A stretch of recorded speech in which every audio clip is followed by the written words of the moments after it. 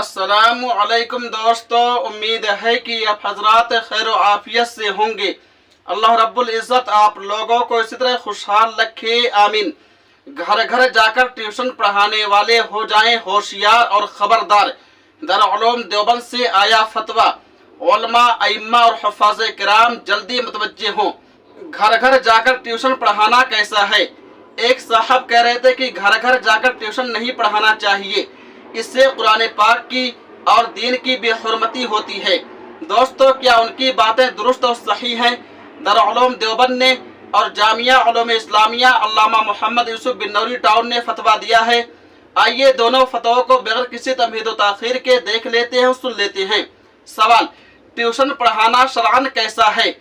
जवाब, ट्यूशन पढ़ाने से बज़ाहिर आपकी मुराद सिर्फ कुरान पाक की ट्यूशन से मुताल्लिक सवाल है। लिहाजा पहले तो ये कोशिश करनी चाहिए कि बच्चों के घर जाकर कुरान पढ़ाने के बजाय बच्चों को अपने घर या मदरसा बुलाकर वहाँ उनको कुरान पढ़ाया जाए, ताकि बच्चों के दिल से कुरान करीम की तालीम और उसके पढ़ाने वाले उस्ताद की अजमत बाकी रहे। क्योंकि आम तौर से घर घर जाकर कुरान की ट्यूशन पढ़ाने से लोगों के दिलों में कुरान के मुअल्लिम और कुरानी तालीम की अजमत बाकी नहीं रहती। इसलिए उलमाए किराम ने घर घर जाकर कुरान करीम की ट्यूशन पढ़ाने को पसंदीदा करार नहीं दिया है।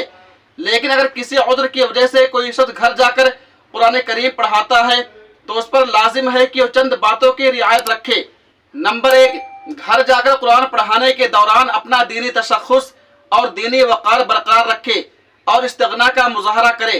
कोई ऐसा तर्ज़ अमल ना अपनाए जिसकी वजह से लोगों के दिलों से कुरान पढ़ाने वालों की अज़मत व अहमियत ख़त्म हो जाए। मतलब ऐसा ना हो कि उसे सिर्फ अपनी फीस लेने से मतलब हो और बच्चे जब चाहे छुट्टी कर लें और जितना चाहे उसे बिठाकर इंतज़ार करवाते रहें और ख़ुद खेल कूद में मसरूफ़ हों, लेकिन क़ारी साहब को उस पर कोई एतराज़ ना हो। इसी तरह मुकर्रर मुशाहरे के अलावा घर वालों से सराहतन या इशारतन सवाल न करे। नंबर 2, किसी बालिगा या करीबुल बुलूग लड़की को न पढ़ाए। नंबर 3, लोगों के घर आते जाते पर्दे का बहुत ज़्यादा ख्याल रखे और निगाहों की खूब हिफाजत करे कि किसी अजनबी औरत पर निगाह न पड़ जाए, और घर वालों को भी तलकीन करे कि वह उसके आने जाने के औकात में पर्दे का ख्याल रखा करे। अब रही बात इस पर उजरत लेने की, तो तालीम कुरान यानी कुरान करीम की तालीम देने, हिफ्ज़ व नाज़रा पढ़ाने पर उजरत लेने को मुताख़िरीन अहनाफ ने बवजह ज़रूरत जायज़ करार दिया है। लेकिन यह उजरत असल में कुरान पढ़ाने की नहीं होती, बल्कि उन कामों के लिए अपने आप को महबूस और दीगर कामों से फारिग रखकर वक्त देने की है। लिहाजा अगर कोई शख्स अल्लाह की रज़ा के लिए बच्चों को कायदा और सहपारा पढ़ाता है, पैसे लेना मकसूद नहीं हो, तो वो अगर अपने उस वक्त के बदले जो देता है और बच्चों के घर आने जाने की मशक्क़त के बदले बतौर उजरत कुछ पैसे ले ले, तो इसमें कुछ हर्ज नहीं है। और ये पैसे लेना सवाल में मज़कूर कुरान की आयत और हदीस की वईद में दाखिल नहीं होगा। फ़क़त अल्लाहु आलम। दारुल जामिया उलूम इस्लामिया अल्लामा मोहम्मद यूसुफ बिन नूरी टाउन। अब आइए दारुल देवबंद का फतवा देख लेते हैं, सुन लेते हैं। सवाल, क्या फरमाते हैं उलमाए दीन और मुफ्तियान शरअ मतीन मसले झेल में? हजरत, सवाल यह है कि मैं एक लड़की जिसकी उम्र 16 साल है को ट्यूशन पढ़ाने उसके घर जाता हूँ। न तो वो नमाज की पाबंद है और न ही अपना सर ढककर रहती है। कई मरतबा कहने के बावजूद भी हमेशा ही नंगे सर रहती है। क्या मुझे वहाँ पढ़ाना चाहिए या छोड़ देना चाहिए? वो कहती है कि मेरा दिल नहीं चाहता नमाज पढ़ने का, बताइए क्या किया जाए?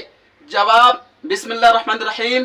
16 साल बालिगा लड़की को बेपर्दा पढ़ाना फितना से खाली नहीं। नीज शरीयत में पर्दा फर्ज है। अगर औरत या लड़की मर्द के सामने बेपर्दा आ जाए तो मर्द को अपनी नजरें नीची कर लेना जरूरी है। इसलिए आप अपने दीन और ईमान की हिफाजत के लिए सवाल में मज़कूर लड़की को बेपर्दा ट्यूशन न पढ़ाएं। वल्लाहु ताला आलम। दारुल देवबंद। उम्मीद है कि आप हजरा मुकम्मल वीडियो देख लिए होंगे और दोनों फतवा को मुलाहजा कर लिए होंगे। स्क्रीन पर भी अपनी आंखों से देख लिए होंगे। दोस्तों, इस वीडियो को ज़्यादा से ज़्यादा शेयर कीजिए। तब तक आप हमें इजाज़त दीजिए। अल्लाह हाफिज़। अपना ख्याल रखिएगा।